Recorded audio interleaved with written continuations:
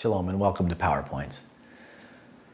You know, our biggest role model as believers needs to be Jesus.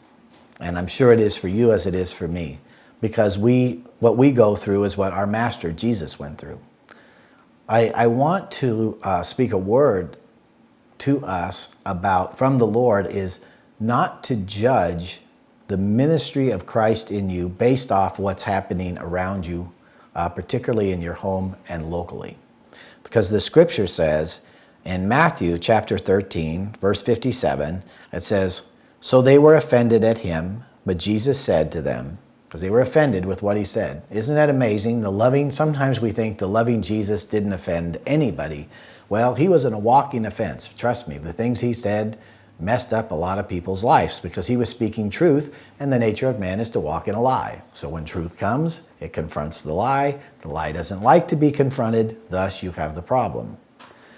But it says, a prophet is without honor except in his own, he says, prophet is not without honor except in his own country, in his own house. So I was talking with a pastor friend of mine just this last week. And he and I are brothers. He's under our covering, been with us a long time. And he talks about how wonderful it is to go overseas and preach. Of course, because they roll out the red carpet. They listen to every word. You're the out-of-town man of God. And it's wonderful. And then when we come home, we have to deal with real life. The problem is for those of you that don't travel, you don't ever get to have that outside experience. And really, that's more realistic about how the Lord looks at the gifts and the words that are in you. But what happens is familiarity breeds contempt, and people get too close. And what happens is they get so close they can't hear you. Now, that's what Jesus is talking about. But that doesn't mean that what you say doesn't have value or it's not truth. Because Jesus said, listen, they were offended with me. They didn't receive me. They received me not.